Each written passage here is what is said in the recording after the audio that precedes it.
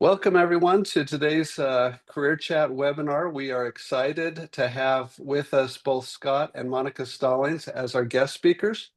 Scott and Monica are the proud children of 4 children. They currently reside in San Diego, California. Both are active members of the President's Leadership Council and have dedicated themselves to mentoring and inspiring others. So we're really happy to have them with us. Monica's a convert of the church. She'll tell you a little bit more about that. She joined while attending school, and 4 years later, she met Scott, who was working with an while working at an investment bank.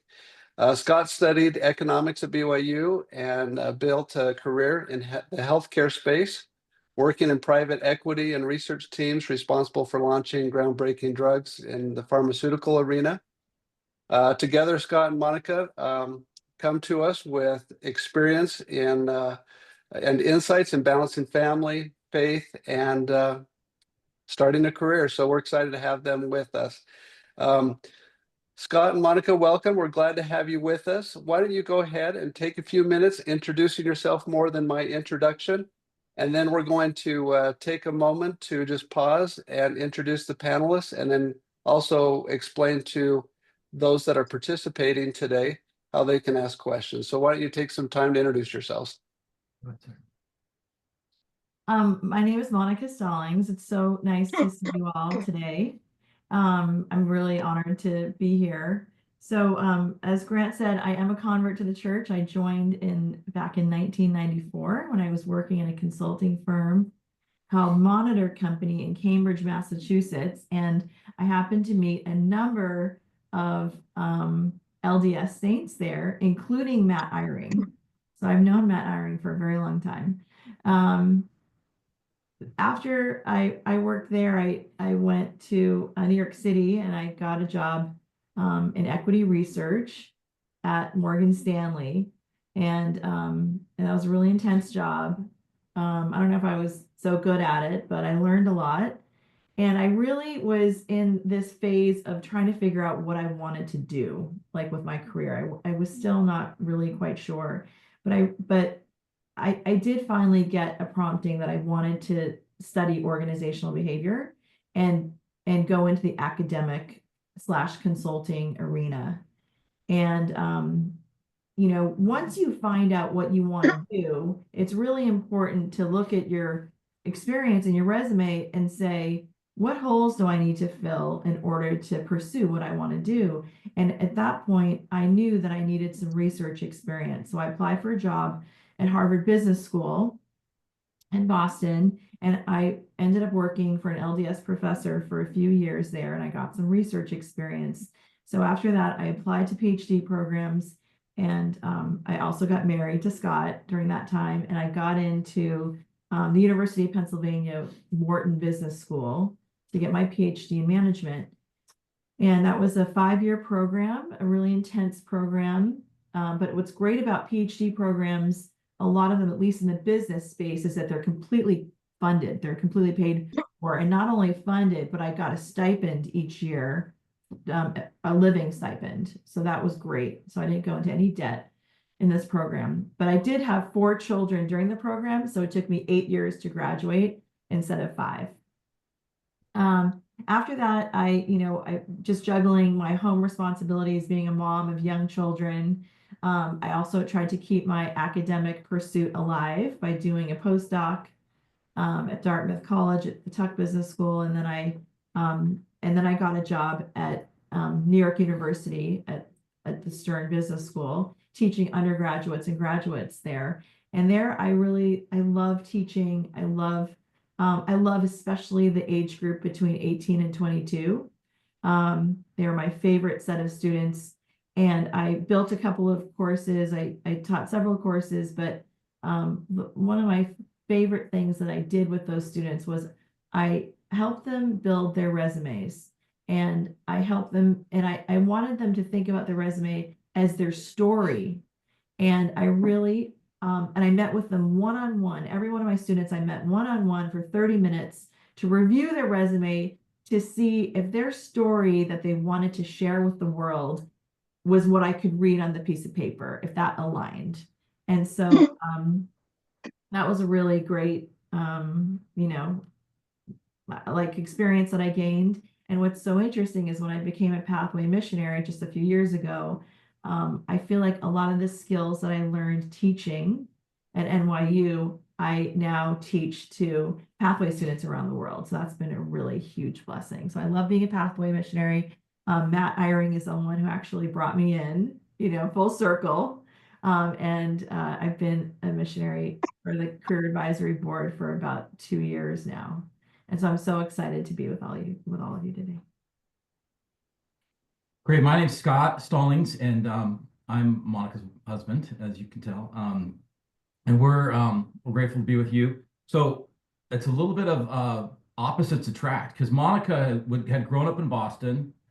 She'd gone to the like #1 high school in America, like the best schools.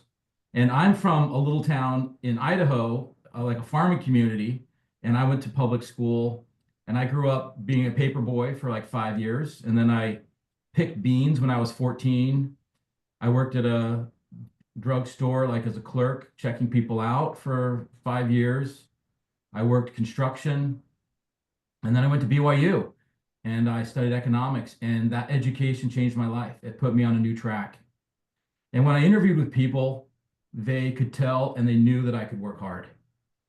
And that was a distinguishing characteristics. And some of them, I don't want to toot my horn, but they would say, I'm looking at you to see if you've got the eye of the tiger.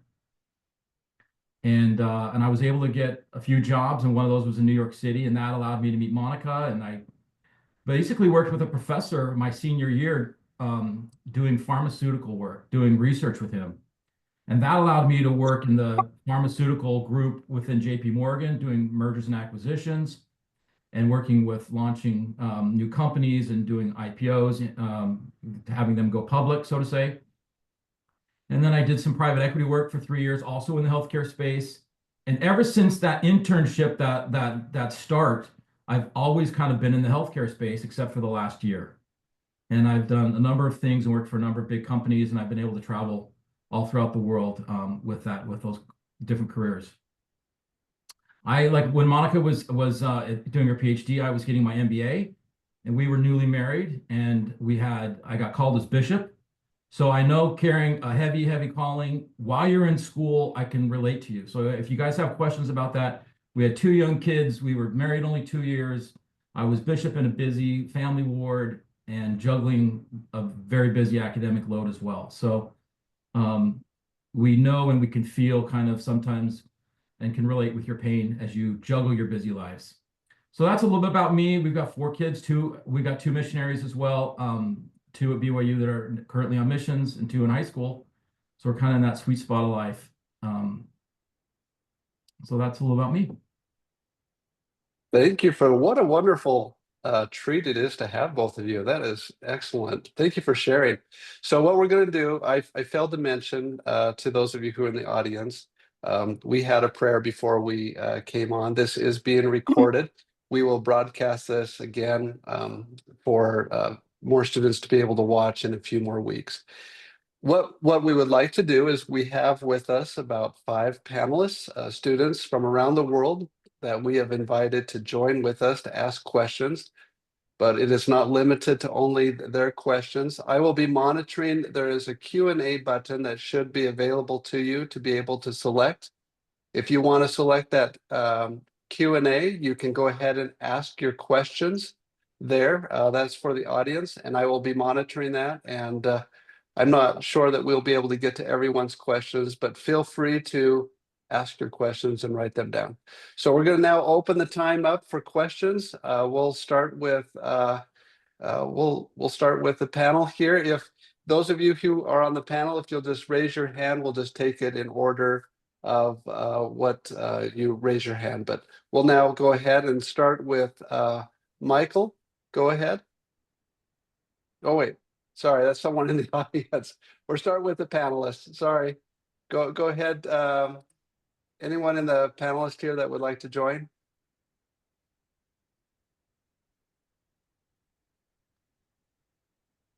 Go ahead, Melanie. And then just real quick, Monica, you can see the hands as they're being raised correctly?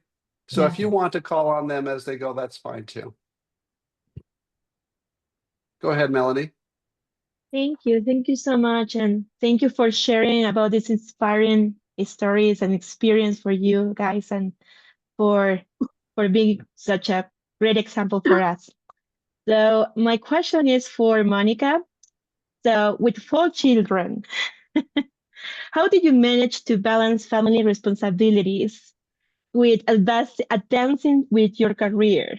What specific strategies help you maintain that balance in your life? That's a great question. And I was thinking that I hope somebody asks that question. So it's hard. I'm just going to be honest. It's hard, especially when your kids are little.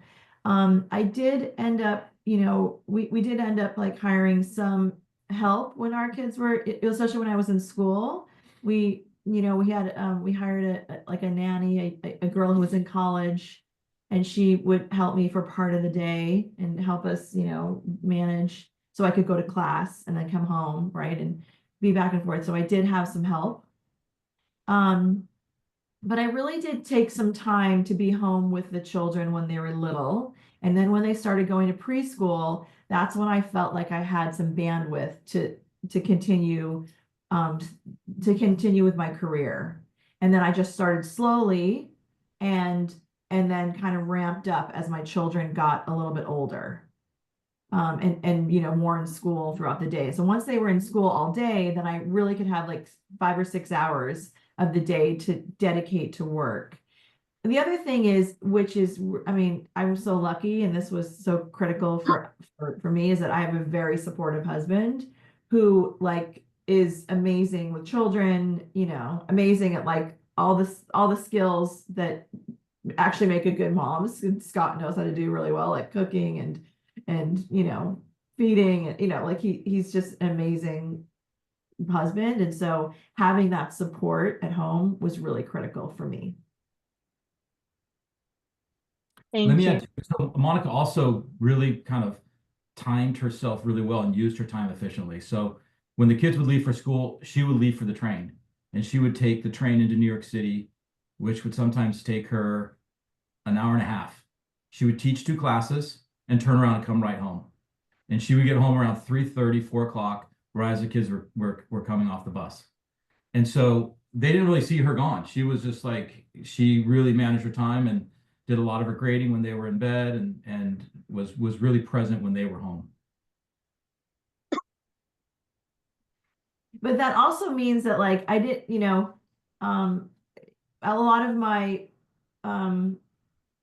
friends at church, they didn't have jobs.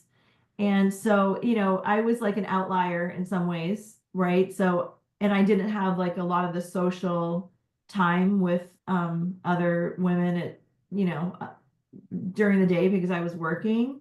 But for me, I enjoyed the work, and it was good for my mind, and it was a good release for me. And so it worked. So for me, it became really important to do that. But I also am the daughter of a mother who also worked. My mother was a doctor. She delivered babies, and she had a pretty busy career. So I think it was in my DNA. If I may pause here, there's a couple of people in the audience who have a question that they can't see themselves in the list. Just want to make everyone aware that's not on the panel here that are attending, that you're able to watch this. This is a webinar. This is not a Zoom call. So if you're not able to kind of see yourself on the camera, or you can't see everyone, that's why. We invite everyone, if you have a question, to go ahead and write your questions here in the Q&A portion, and we'll try to get to as many as we can. Sorry for the interruption, but I thought I'd put that clarification. Thank you. All right. Let's go to Nue. Is it Nuemanya? Yeah, Norman. Hey, Okay. when you ask your questions, just tell us where you're from too, briefly. Yeah, I have like 2 questions briefly. I'm a Ugandan. My name is Nwamanya Crispus. I'm a Ugandan, but I'm currently living in Kenya. What I want to ask about is about we know like we have different students and we are pursuing different careers. Like what would you like guide us or give us an insight about the crucial skills that we have to be having in this upcoming like era full of technology? What are some of the crucial skills that one might not miss as he pursues his career? And another question is, like I have friends, I'm studying with BYU. Like I always see them like for example, me personally, I'm doing software development, and I have a friend who was doing financial management, but like there are some internships that come up, and then you find like someone is applying to different internships of, for example, is doing financial management and is applying to an internship in maybe technology, like different careers. What's your say about that? Yeah, I can start. So for me, important is like for you to have real core skills in learning things quickly that you can, it's not what you know necessarily, but your ability to learn. So as you come into a new sector or something that you can learn quickly, that you know how to research, that you know how to do, so to say, your homework and get smart quickly. So that's a skill. It's not necessarily like having some expertise in something, but it's an expertise in learning. So that's number one. Number two would be that you're detailed oriented, that you can focus on and really master the details, and that you check your work, you're thorough, you produce a good product when you do work. Three for me would be that you can communicate well, that you communicate back to people quickly, that you're available, and that you're a good communicator when you do communicate. So some of those are universal things that apply across whatever industry you're in. Now, when you're pursuing like your internships in your career, it's good to be focused and not just chase what we call the shiny penny. And just, okay, hey, there's another opportunity here. I should apply for that. Oh, now there's another opportunity in a completely different sector.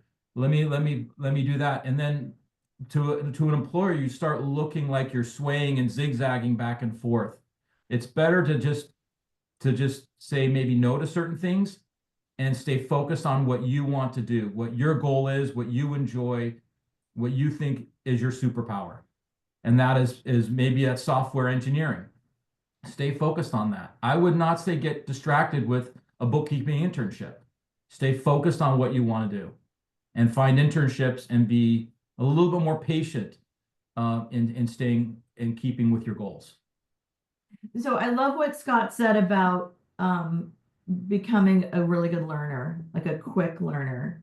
And just Scott, like how do you practice that? Like what would you say are the things that help you, get smart in a space quickly? Like what are the skills that you need to practice?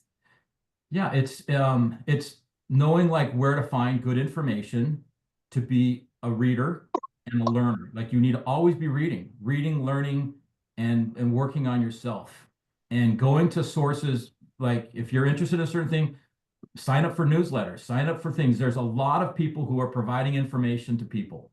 Like be in that information flow and read it, digest it daily, and have good daily habits where you're keeping up with what's going on in that space.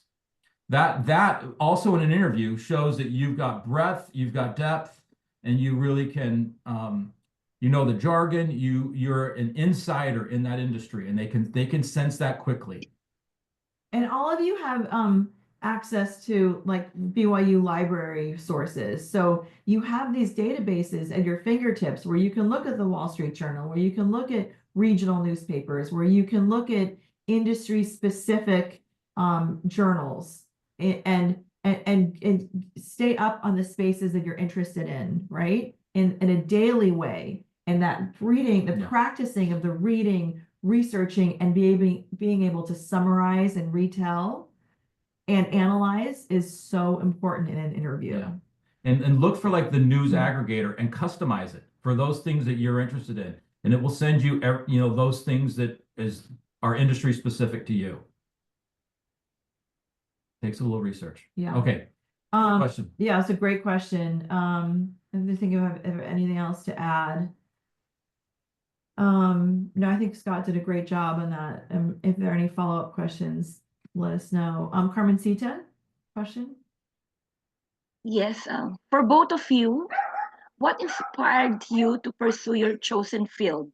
And what were some of the biggest challenges you faced in your chosen field?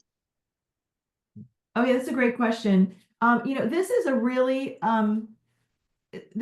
good question, and I would say this is the hardest to teach, is how do you find your chosen field?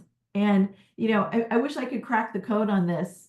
I wish I could just say, here's how to do it, But I have to say that there's a very big spiritual element here. I think you really need to pray and commune with the Lord to figure out what is your calling, what are your gifts, where are you supposed to serve, where are you supposed to pursue your career. So I do think that Heavenly Father has a plan for you, and you trying to being close to Spirit and understanding His plan is so important for where you end up going.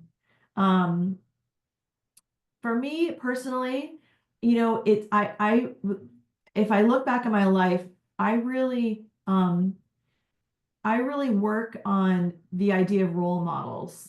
So even as a young child, I would look up to people and say, wow, I would love to be like her, or I would love to be like him. And so for me, I look to other people, and then I try to model my behavior after theirs. Okay. So that happened to me when I was little. It kind of led me to the high school I ended up going to, because I really looked up to this one girl who went there. And then as I got older, same thing. So when I was working at Monitor Company, what happened was they used to bring in this consultant. I'm forgetting her name now, but the consultant would come in and she would help the management at Monitor, learn new things and become more effective. So she would do like a day of training with them. And she used to come into the office, periodically. And she was really distinguishing looking. She had like long, beautiful hair. She had like a really great presence about her. And when I learned about her background, she had a PhD in organizational behavior. And I was like, gosh, what is organizational behavior? And I started studying it.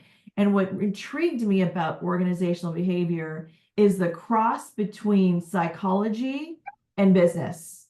And for me, I loved the psych piece, because I really loved the relationship, interpersonal piece of like, how do people work together in an organization, right? What motivates people in an organization? How can you get people to communicate better in an organization, right? And so looking to her is what sparked my initial interest. And then if I just can fast forward that for 1 second, is that it's also really important to keep looking back at your resume to figure out what are you missing in order to pursue what you want to pursue. And when you find out what you're missing, then you need to go after that to fill it in. You need to fill in the blanks. Did I add something? Yeah. And how did you pursue Yeah, your career? For me, it's your career just evolves, and you've got to just be flexible, and you've got to move as you go. For me, I realized that I was creative. I liked being creative, and I liked thinking outside the box. I liked my economics and the business side of things. And I started transitioning into being a marketer. I served my mission in Switzerland. I spent a lot of times traveling, and I became what's called a global marketer. And I became the head of global marketing, which means I was in charge of all these different markets. We were in 44 different countries. I got to talk to Switzerland every day, which is where I served on my mission. I got to talk, because our European team was headed there. I got to talk to people in Japan on a weekly basis. I got to talk to people in the Middle East. I got to talk to people all throughout the United States, Canada. And I enjoyed that international element. And I love just the creativity of it and the business kind of strategy part of it. Our oldest son got diagnosed with a genetic disease that we both didn't know we were carriers to. And he was not thriving and having some challenges until we got him diagnosed. It took a long time. And I moved at one point into my career to go and work for a company that focused on rare genetic diseases. And this also allowed me to make a good income, but also to really kind of get a second paycheck when I would see and meet patients that had taken our products and their lives had changed. And I met a young boy and I saw a video of him, and he had a disease called hypophosphatasia, which is where you have spongy bones. You're missing an enzyme that allows you to mineralize your bones. And he, as a young child, waddled back and forth. He struggled to get upstairs. And we isolated this enzyme and put it into a product, and he began treatment of this. 3 years later, he's on a travel baseball team, and I watched him hit a triple where he would, if you don't know baseball, he would go first base, second base, and third base, and ran there. Again, this was a kid at 3, 4, 5 years old, was waddling as a teenager, could run that far and that fast. And it just was that like second paycheck of like feeling good of like we're making the world a better place. And that the balance of having a good paying career, an exciting career that I feel, I got international exposure, I was able to develop my talents, but also feel like I'm helping people was also a positive for me. Yeah, I love that story. And I feel like I have a similar personal satisfaction in my career. So I love meeting and supporting students. I remember this one time I was teaching at NYU, and I was doing this resume workshop, and I really was trying to help students like get interviews, first round interviews for internships or jobs. And I had this one student raise his hand, and he said, "Professor Stallings, I cannot get a first round interview at any of the consulting firms that I apply to. I've applied to tens and tens of firms, and I can't get an interview." And so I glanced at his resume, and I knew right away why he wasn't getting an interview. It was because his grade point average was too low, and he wasn't passing like the first screen. Oftentimes the first screen is if your grades are above like a 3.5 or whatever. And his grade point average was like around a 3.0. And so it was much lower than I knew. I knew why he wasn't getting the first round. So, but I knew also in my heart that he was a smart kid, and he came to my class prepared. He asked good questions, and I knew he was smart, and I knew he was dynamic. And so I said to him, tell me more. Why do you think you're not? I mean, I can tell you why you're not getting the first round, but tell me why your GPA is a little bit on the low side, because I know you're really smart and prepared. And he told me his story. His story was that he grew up in a rough part of New York City called the Bronx. Was he from the Bronx? Mm-hmm. He was from the Bronx. And he went to a community college. And in the community college, he was doing really well. He was getting A's, he's doing well academically. And he had a professor there who said, "Hey, you're doing really well. I think you need to go to a more competitive university. And I know there's an opportunity to apply as a transfer student to New York University, to NYU, which is a much better university than a community college." And so this professor supported him in the application process. He applied and he got in. So he transferred over to NYU, but he said, "Professor Stallings, and even though I have a lot of scholarship here, in order for me to survive, I need to work 30 to 35 hours a week. And in order to maintain the full class load and do 35 hours of work each week, it's really hard for me to get A's." And so I told him, I said, you need to kind of tell your story somewhere on your cover letter, or put an asterisk on your GPA and put one sentence at the bottom of your resume to explain why it's on the lower side. And he did that. I helped him do it. And he turns out he ended up applying to a firm called Accenture. Accenture is a consulting firm. And somebody took to his story. Somebody like his story resonated with somebody at Accenture. And this person said, I want to see this student come in for the first round of interviews. So he got the first round. He ended up getting through the first round to the second round, through the second round to the third round, and he ended up getting an offer at Accenture in Boston. So that for me was like so satisfying. It was like Scott's, Scott knowing that boy and the patient who like couldn't walk at first, but ended up running, almost a home run in baseball. For me, for that student getting this great job in Boston was like the same feeling. Elijah. Hello, everyone.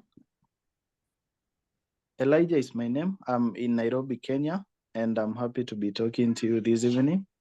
And my question to Monica and Stallings is just one, and it's about being a special person, because when I'm talking about a special person, I mean that I'm a student at BYU-Pathway. I'm already doing my degree in communications, but most of the international companies that are looking for someone in communication, you try to apply many times, but you're not able to get these positions. So what is that one skill that I can develop and I'll be able to conquer during the interviews? I'm looking for a skill that will be able to motivate the hiring person to know that this is the right person I'm looking for. So how can I prepare myself, and what is that one skill that I need to be able to get this position? Thank you. Yeah. But one skill, that's the silver bullet. That's not easy. I think you need to really research each company in detail, know exactly what they do at the core. And Monica and I have both been just talking. You need to believe in the mission of that company. I believed in the mission of what we did, which was helping people with genetic diseases. She believed in her mission, which is improving people's lives. So you need to really understand culturally, mission, and what that company does at its heart. And then think through your background and really kind of customize your resume to fit some of those things and draw out in detail so they can see it, the details of your resume or your background that fits with that. You shouldn't just basically like have one resume and just repeat it 40 times. You need to customize it and fit it and have some of those buzzwords. Sometimes these companies use AI and things like that, and they're looking for certain things as the first screen. So make sure you have some of those things. So it's not necessarily it's one skill, but it's taking your background and customizing it to the needs of that company and what they do at its core. And that's what I would say. Customize your resume, think about the specific words and the experiences you've had that fits with that, and highlight that, and leave the other things to the background. So are you getting interviews, Elijah? Are you getting interviews and feeling like you're not getting the job? Or are you not even getting the interviews? Yeah, I get the interviews. Sometimes you apply like 5 to 10 jobs and you get called to 3 or 4 interviews. Then most of these international companies do vigorous and background search. So they do like 3 to 4 interviews for you to get the job. So you go and you are done with the interview, the first one, and you get it. Then you go to the second one. Then when you go for the third interview, maybe they are looking for someone who was working with a company that does or deals with something bigger than you. So you find yourself being dropped, or you find yourself becoming number 2 in more than 3 or 4 companies. And you keep asking yourself, is there something that I do wrong? Or is there a problem, or do I have to improve something?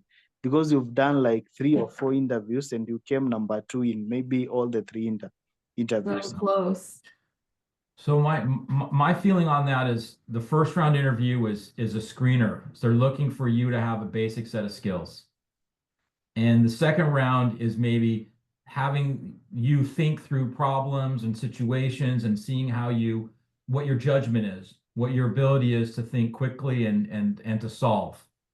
And the third round interview oftentimes is what we call fit. And what they're trying to do is see, how do you fit within their organization? If they were to travel with you to Dar es Salaam and spend the night and go to dinner and do a project and then come back the next day, would they want to spend that time with you? So important for you throughout that is for you to really connect with the people you're interviewing with and have them feel like this is someone that I want to be with. I want to spend my calls with, my interactions with, the meetings. It's important for you to really make connections with the people you're interviewing with, not just demonstrating your skill. Everyone, by the time you get to the third round interview, has the skill. They know that. And just to add to that, it's exactly right, Scott. Just to add to that, so, there's this psychologist named Susan Fisk out of Princeton, and she has this great 2x2 matrix that one axis is warmth and one axis is competence. And she basically says, when you meet somebody, subconsciously, you rate that other person on both of these scales. You rate them on competence and you rate them on warmth. And I would say in rounds 1 and 2, you're getting rated on competence. In round 3, you're getting rated on warmth. And warmth is the fit piece.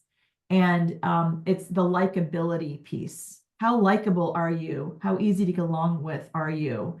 How open are you to feedback? Are you a good listener? The other way to, and I always tell this to my students, the other way to get somebody to like you quickly, I'll tell you the secret, because this is the silver bullet. The silver bullet is to ask in the third round that interviewer for advice. And when you ask for advice, what you're saying to them is, I know you're an expert in this field, and I want to learn from you. And when you put somebody in that position of feeling like the expert, they will immediately like you. So it would be great if you knew ahead of time who you're going to interview in the third round. Some companies tell you in advance, some don't.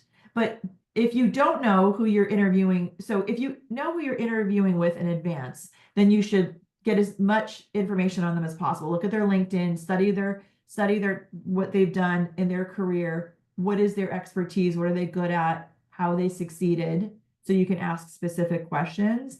If you don't know who you're interviewing with ahead of time, then you've got to pick that up in the interview.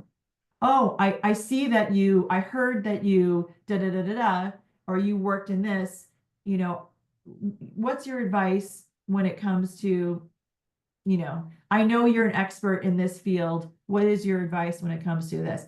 And when they can feel that you want to learn from them, it's a great way to increase your likability. Good question. Lois, should we go to you next? Am I saying that right? Lois? Lois, sorry. Yeah. Thank you. Can you hear me? Yeah, I need to put my reading glasses on here. Okay. Lois. So okay. my question, yeah. Can you hear me now? Yep. Okay.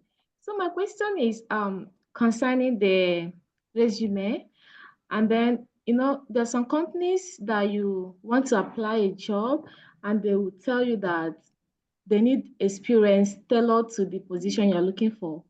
And when you look at yourself, you come to find out, oh, really, I don't have this experience, and then you cannot apply for that job. So I want to know, what can someone do concerning that? And someone must employ you before you be able to gain that experience, right? And then some companies, they don't want to employ you because you don't have experience. Then how can you gain that experience if no one wants to employ you? And then my question also goes to Sister Monica directly. Like you said you are a pathway missionary. So I want to know, are you still serving or you are done with your service? We both are.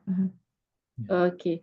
So for me, I was also a pathway missionary, though I dropped because I was actually applying for this job in Springboard, and then they said they don't need a pathway missionary.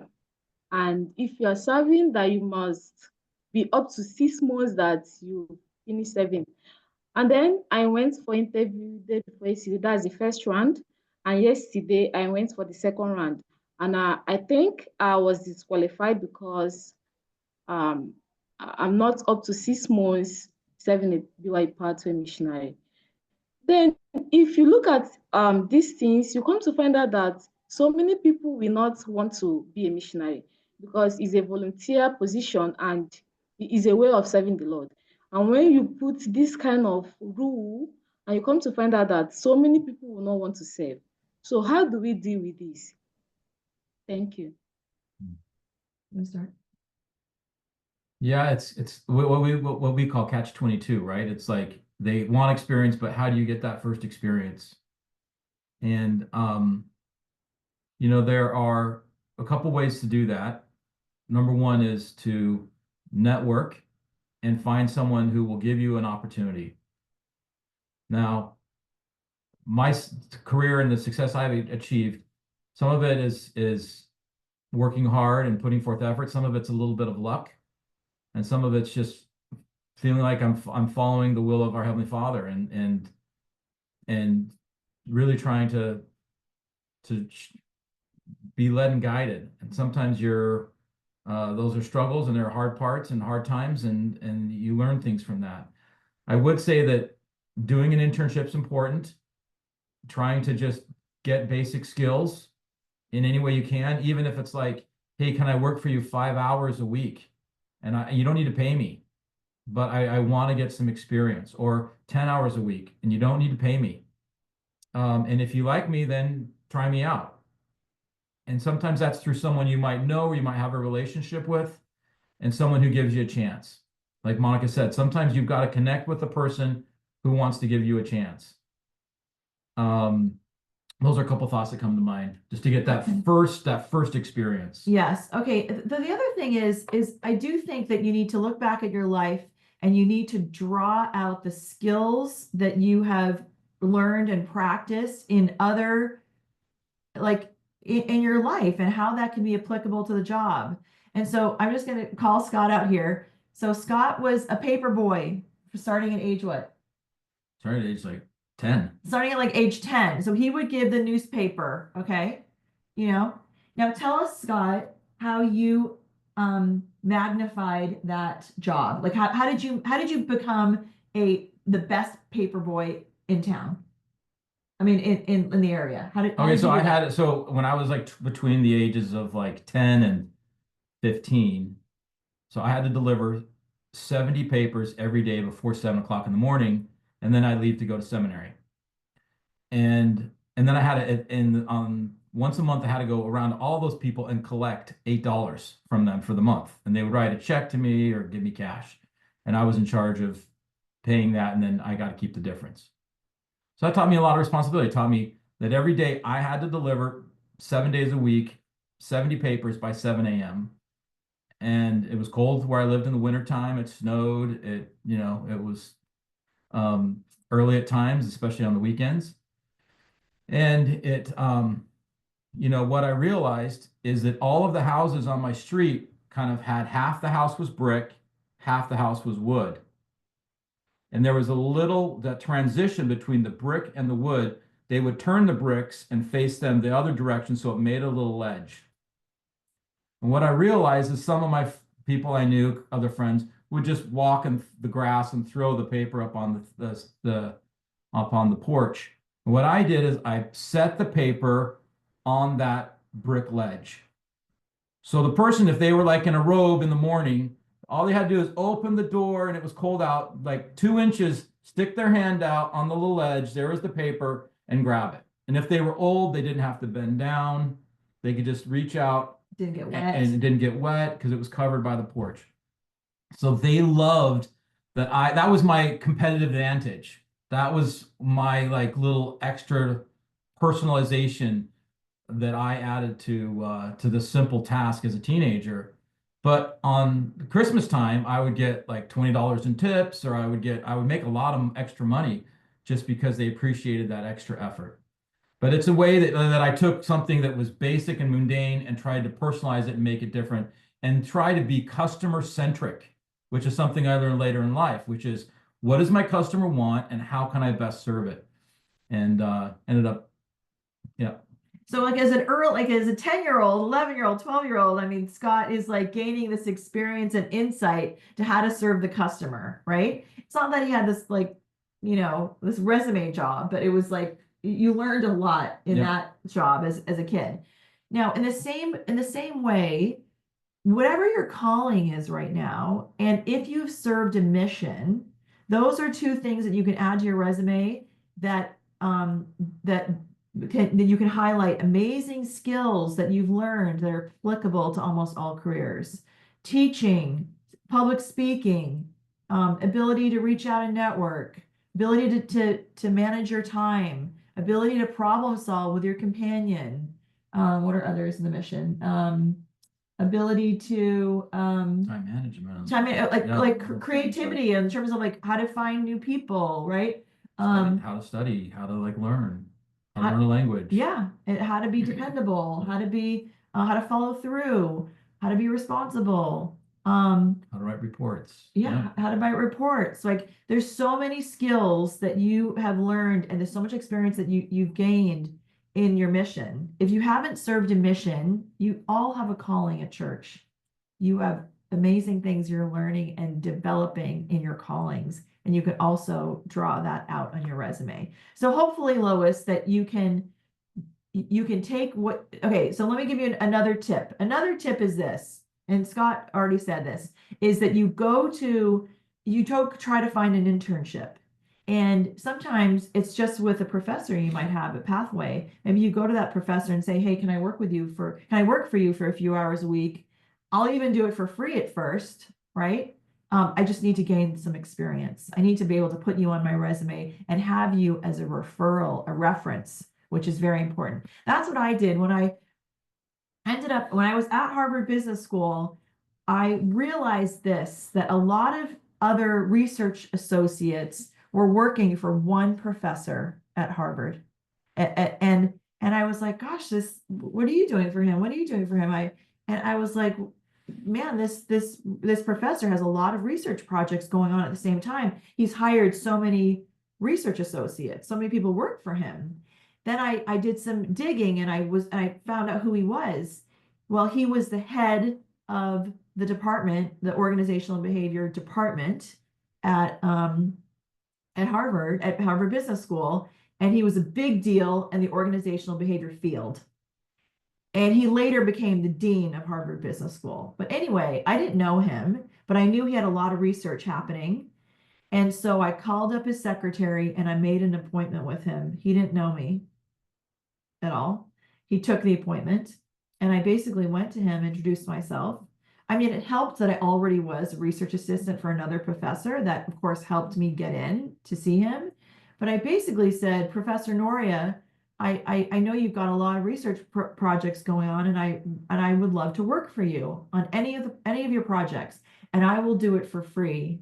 And the reason why I'm asking is because I'm applying to organizational behavior PhD programs, and I need more experience. And if I do a good job for you, I would love for you to write me a recommendation for the programs that I'm applying to.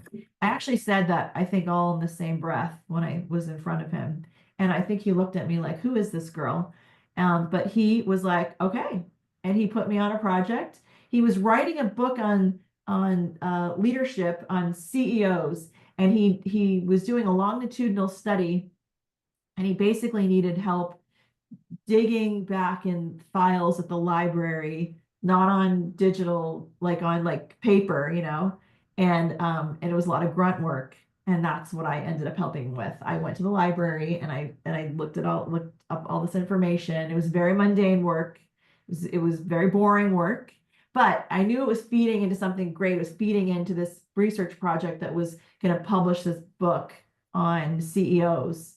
And he gave me a really great recommendation. And that's why I got into a good PhD program. Yeah, great. So, Okay. Yeah.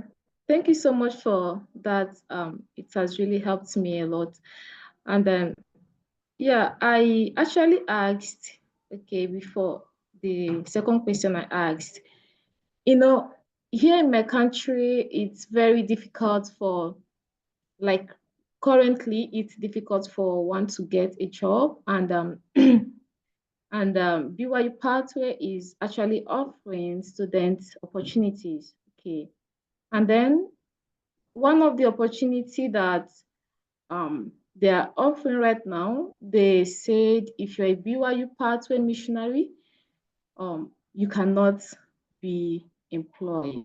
Then my question is, as a BYU Pathway missionary, like currently, I said yes, day before yesterday, I got an interview with them, and yesterday as well, and I was asked if I'm a BYU Pathway missionary for about 6 months, and it's actually something that I've been serving BYU Pathway, and I didn't know that this will come up, and I did not stop my mission, and now it's a big problem for me You know because what, Lois, I cannot get. we're not the right people to ask that question. We don't know enough about some of the rules around whether you're missionary, what jobs you can apply to, but I have somebody who you could ask that question to. So why don't we take that question offline? Okay, if you can help me with the contact, I'll be grateful. Okay. yeah. All right, thank you. I'll just add just one quick thing to anyone who's listening who's serving as a service missionary for BYU Pathway. In all of our lives, it is a sacrifice. When I served my mission, I gave up going to school and opportunities.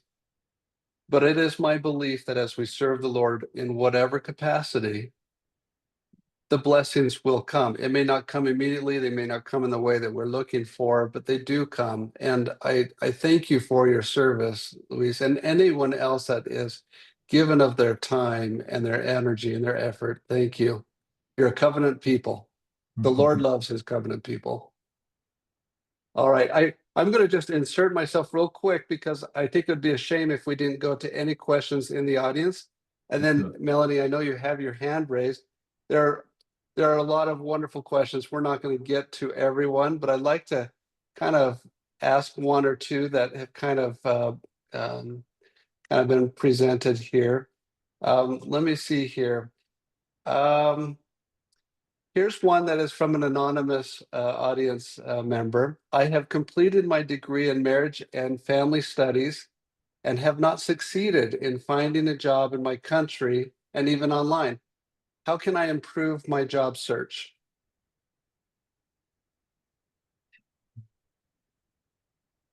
I mean, what kind of jobs are you looking for? You can't talk to them. Oh, got it. Okay. Yeah, So this is a question online, tough one. and I've heard this often, and so I was just curious what your thoughts are.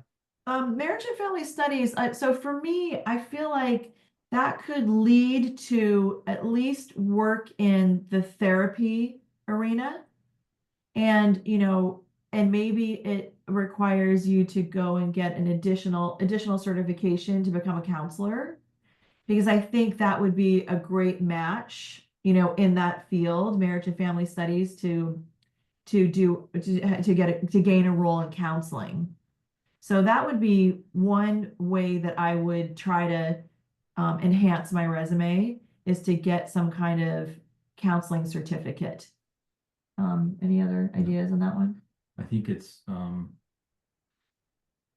yeah, I would talk to the professors or counselors that you've had and try and get some support from them on what other success stories they've had from people in the program and where they've gone to work, and try and look for those success stories and try and match yourself to that. Yeah, that's great. All right, Melanie.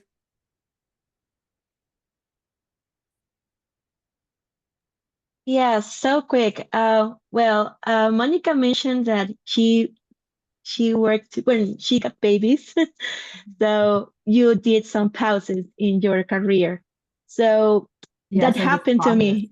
Yes. Yeah, that happened to me. I got my first bachelor's degree at BYU Idaho in April 2021, and I got pregnant, and later I make a pause about 2 years.